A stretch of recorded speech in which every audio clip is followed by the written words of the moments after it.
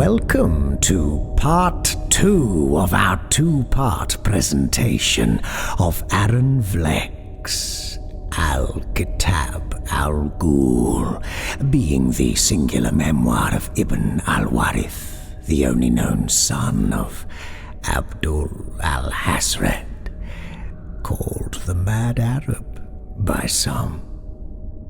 Let's rewind just a little and pick up close to where we left off, with our protagonist having a snack.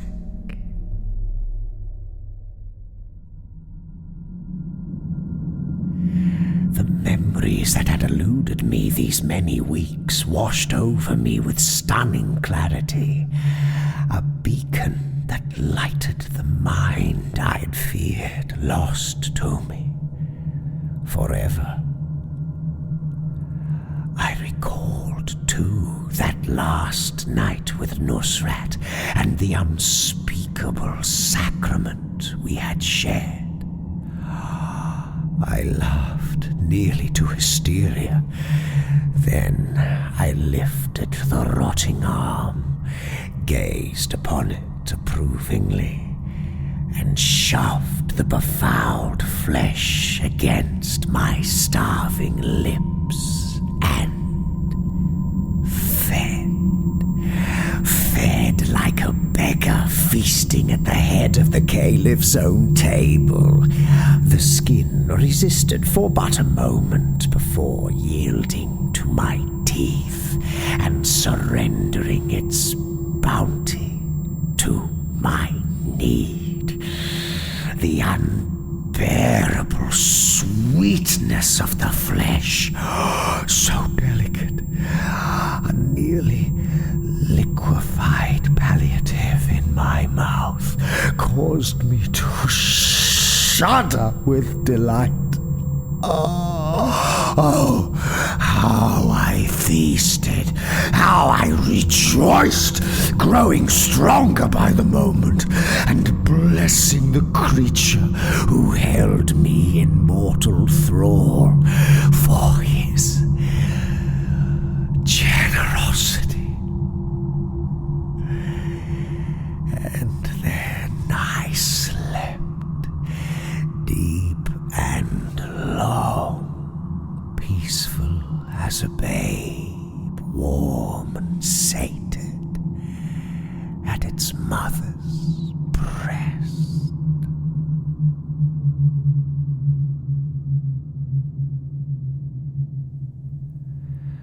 What followed was gestation. In time, this and many other details would be distilled and codified into the formula of my being. A legacy to be articulated and bequeathed to such parties that might arise in the wake of my own passing. My guardian's identity continued to elude me, and he refused even to pass the time of day or goad me with the belittling taunts so habitual to the custodians of unwilling incarceration. But the creature was always nearby, observing even the smallest and most humiliating details of my body and its natural processes. His sole occupation seemed to be twofold: this incessant watching over me night and day through the bars of my cell, and the serving up of the evening meal, the well-ripened remains of a disinterred corpse, resplendent with the fecund detritus of the earth, the dank, mouldy soil, the shards of rotted wood. And those intoxicating bouquets, their subtle and exquisite fragrant elixirs that would shame even the rarest wines of papal Christendom, healed. I grew strong and loathed my captivity more with every passing day. My thoughts grew dark, turbulent, strangers even to my own mind, as wholly alien senses blossomed within me, ravaging my body and threatening to topple the remains of my sanity. I knew that soon I would be able to tear this hovel to the ground with only my teeth and claws to aid me. My sense of smell particularly consumed me. I could detect every element of my captivity: the mouldy stone upon which I lay, the rotted straw and mounds of filth I had produced in my confinement, the smell even of my captor in his ever-silent vigil at my door. I inhaled, too, the heat of living bodies beyond these walls, the teeming masses of humanity that moved about the city, and I could discern each of them from the others by its odor, unique as a face, as a glance, as a name. And I found this loathsome. I could hear their red blood coursing through their veins like so many rivers in tidal flood. I could see deep into their flesh and sinew where the myriad infinitely small invisible creatures teemed within. Their machinations a cacophonous assault on my senses. The vile stench of humanity affronted my rarefied state of being, and I had no recourse but to tear a length from the rags that still clung to me and soak it with my filth, and then wrap it around my face to forestall this foulness of life. I longed for my evening repast, for it was the only balm robust enough to ease the gall from my throat, and so I endured, while my guardian held me in his inviolate, silent darkness.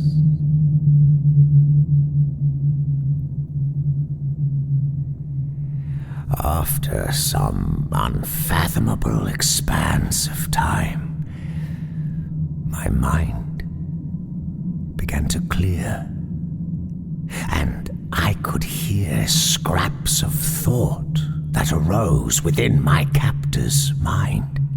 Nothing but musings at first, fragments of formulas he scribbled in his mind in an unknown tongue, and occasionally an observation about myself, as if he were awaiting the arrival of some unknown occurrence. These fragments grew until I could sense that he was actually speaking to me with the power of his mind. In time, I was hearing him as clearly as if we conversed aloud, and such mysteries did he impart upon me as our minds crashed upon one another as two waves and commingled. We were opposing mirrors, swallowing each other and then breaking into 1,000 glittering shards, twinkling stars or pale grains of sand spread out across the shores of eternity. And at last, I knew his name. Abdul al-Hazrad, and He was... He was my father. In the days, weeks, years, or but moments that followed, al-Hazrad initiated me into his wisdom and entrusted to me so many manuscripts it would take a dozen lifetimes to consume them all. These were penned by his own hand and by many others. We spoke not a word, never defiled the sanctity of what passed between us. I learned early, when at last I knew the truth of him, that he had indeed taken my mother in the alleyways, sensing the power of her animal spirit and the fruit that their conjoining might produce. When first he revealed his identity to me, I mindlessly attempted some silly familiarity with him, such as a mere human might expect to share with his patriarch. His response was quick as lightning. He knocked me down with such ferocity and rage that I crumpled like a broken toy. So great was his strength. I never tried such foolish gestures with him again. And so we proceeded with my unfolding and coming of age, sharing never a single word, all passing with clarity and precision between us through the unfettered expanse of our conjoined minds. I came to understand the unparalleled wisdom of his training of my mind and body since the dismissal of old Nusrat. The old doctor had been tasked with my preliminary vivisection, my dismemberment from the body human, and my rebirth into another sort of life. Only then could my father, Abdul al-Hazrad, come to me in the night like Gabriel to the Virgin, bringing his own good tidings of the mystery he would bring forth within me. The joyous, holy birth that was so near at hand. And yet, in my heart, I knew that old Nusrat and al-Hazrad were one and the same. For many days al-Hazrad did not come to my cell, though he left me with a good supply upon which to feed, so my strength never faltered. My flesh, now lean and leathery, was tightly muscled over the skeletal substratum of my physical being. Of death I had no fear. By feasting upon the material remains of death, I had made death itself my ally, my concubine, my slave. Above all, I ached with unbearable longing to venture beyond the walls of my lowly confinement and explore the world anew.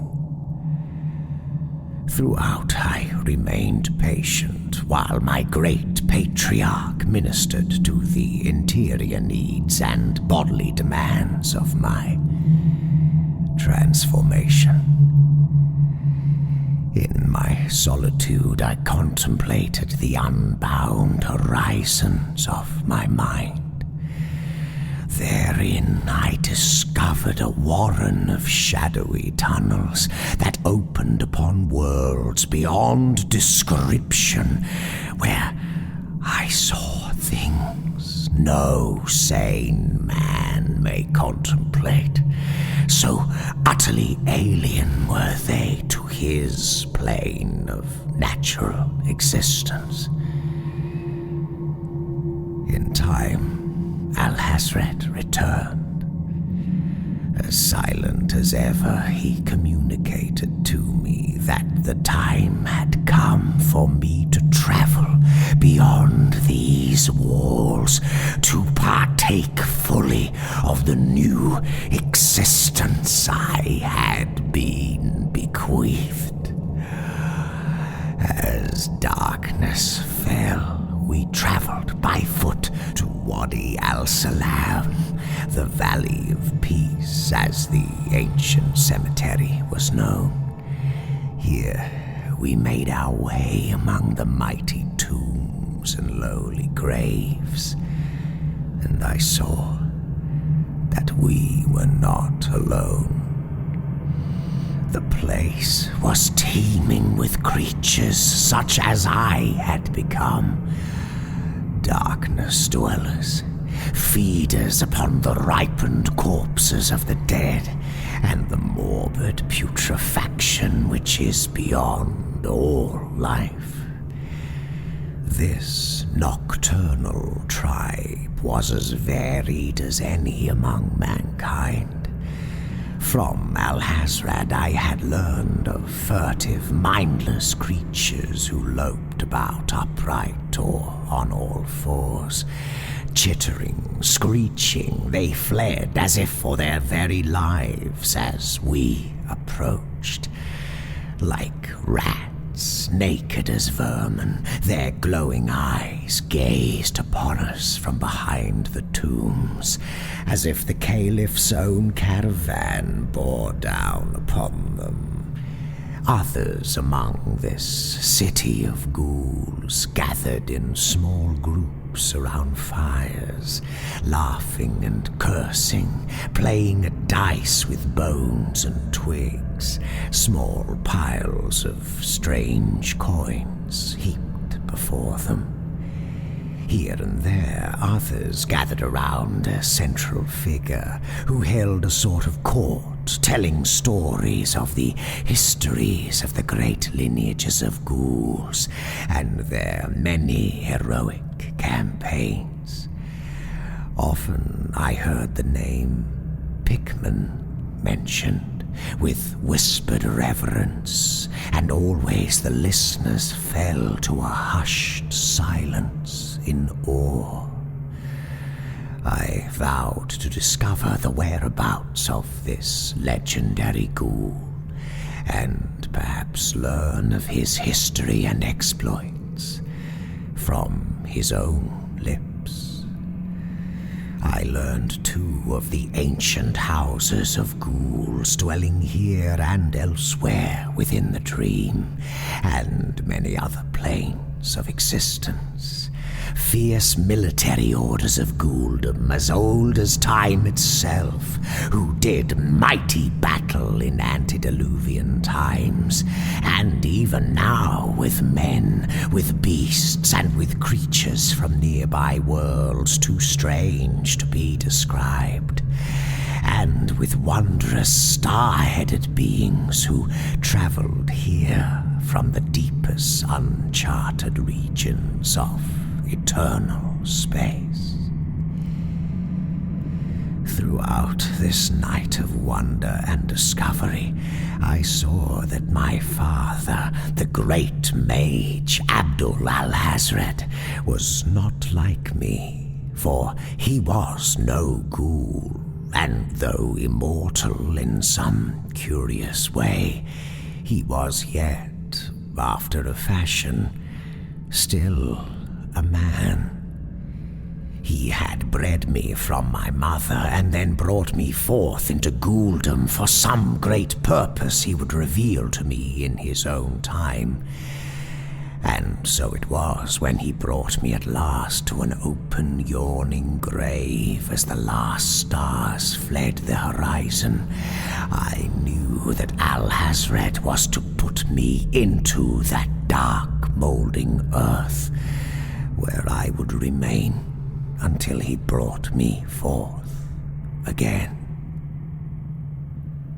On the first day of Al-Muraham in the year 656 after the Hajj, it was the year 1258 of the Christians, I went down into the grave for the final quickening of my transformation, the result of which I did not know, nor did I care.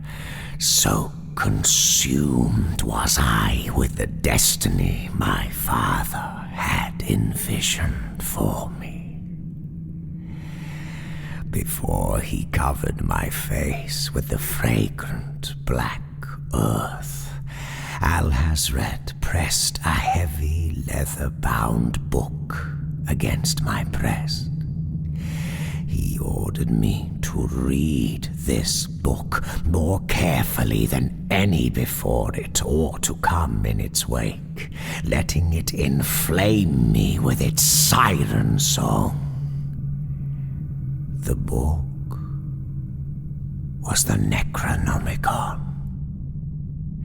and my father was the tome's demoniac creator, the soul of its being, and like him, it was a living thing, a being of mind and purpose known only to itself. I surrendered then to the numbing fangs of a preternatural sleep, as my father's tome danced within me, guiding me into the deepest grottos and forgotten forests within the lands of dream, the dreams of my father.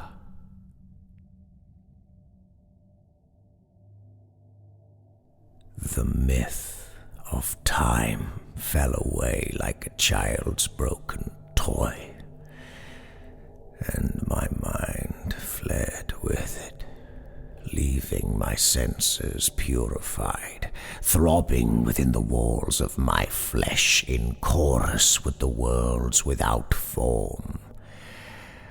I had become myself ecstasy and pain, too hideous for reason to abide, as I floated in the dark womb, absorbing what 1,000 minds could not hold in the span of 1,000 lives. Of that I may not speak, for words are an abomination to things they are unworthy to behold. And thus I endured for eons.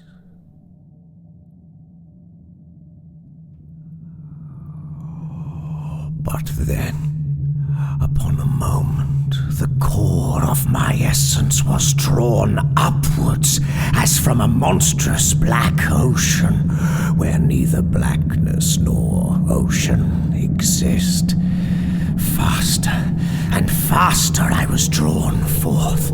A comet shot through the heavens, white hot, leaving only an icy breath in my wake, as if a memory from another life.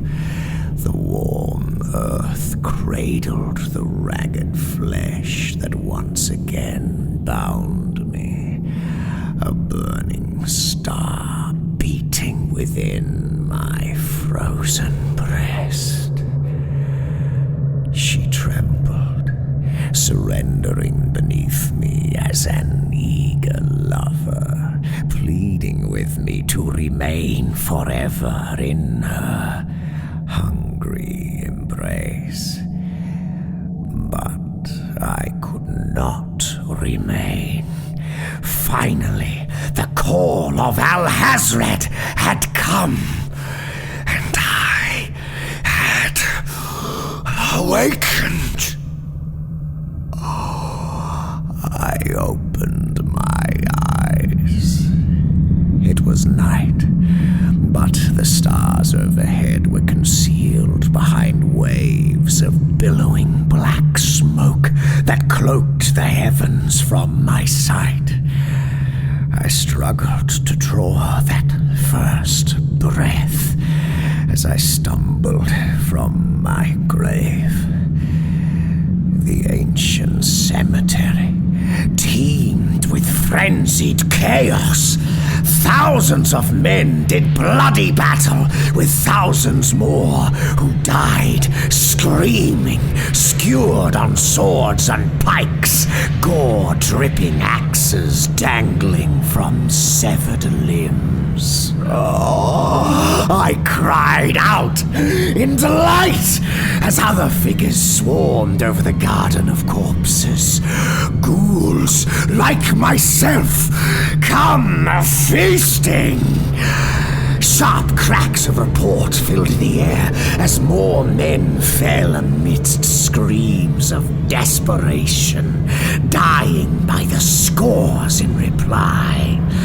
Flying beasts screeched overhead, some of natural flesh but unknown to me, others by design, formed of metal that spat yellow fire over the field as a sea of lifeless eyes gazed up into nothingness.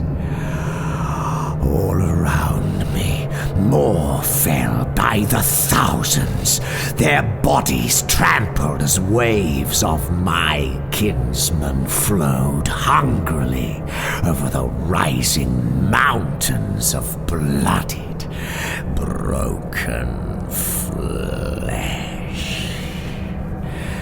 The scene of battle shuddered beneath my feet as huge mechanical beasts rumbled over the living and the dead, fire erupting from long trunks protruding from their midst, while machines of flesh and marrow swayed overhead, their irregular limbs beating the air as they waded through the carnage. I gazed in awe as one of these leviathans grabbed up a dozen men who ran before it, then lowered them into one of its many gaping maws, swallowing all amidst the sound of crunching bones and grunts of satisfaction in the feasting. Another monstrosity towered over me by at least 20 feet, men and horses and mangled contraptions of iron dangling from its dripping lips for but an instant before all disappeared within. Stumbling through the blood and gore and blood, I swooned, intoxicated, but dared not pause to feed, though I knew I must. The long, deep blast of a massive horn shattered the air, and I understood. It was the time foretold in my father's book, the Necronomicon. The holy war that would devour all the earth and consume the men of this world had come. The horn sounded again and again, heralding the arrival of the king, triumphant upon the killing field. Great Hastur and his starry generals, and rank upon rank of holy guards, acolytes, priests, sacrifices, and his supreme general of earth, Abdul al-Hazrad, called the Mad Arab by fools among the dead. The earth cracked and ruptured like ice, and tongues of flame licked greedily towards the heavens, dragging flying things, beasts and machines alike, into the blazing subterranean inferno. The grinding wail of destruction causing my skin to sing. But still I ventured on in search of the place of power from which the waves of discontinuation flowed, as from a pure wellspring. And it was the voice of al-Hazrad that drew me on. Then, at last, I saw him. My father appeared atop the highest rise, the glory that is veiled in yellow at his side. The cacophony of bellowing horns and 1,000 drums that beat as one accompanied the sonorous chant of yellow-clad priests as it reached its apotheosis and split the earth asunder upon a single note. Rivers of ghouls poured from that infernal crest, a cleansing, purifying wave, the destiny for which we had been created. Then I too fed at my father's bidding. I dropped to my knees, cupping my hands as a chalice as I drank from that holy cistern that was the earth, baptized as was always meant to be, in blood. My heart sang in ecstasy, in triumph. I halted suddenly as I gorged myself upon the discarded remains of humankind, upon that which none but a ghoul desires. A single vision arose unbidden within me, and I shuddered in silence, then cried out in exquisite despair. I beheld then the final truth that my brother ghouls could not. What fate awaited us when the land was finally cleansed of humanity and none remained, neither living nor corpse, but the old gods who reign again in absolute victory and majesty? What then for the vast and mighty armies of fierce and loyal ghouls, when there is nothing left for us to feed upon? But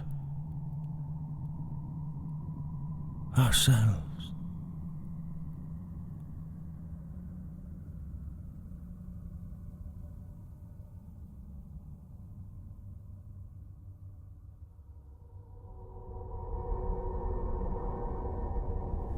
Al-Kitab Al Ghoul, being the singular memoir of Ibn al-Warith, the only known son of Abdul al-Hazrad, called the Mad Arab by some, by Aaron Vlek.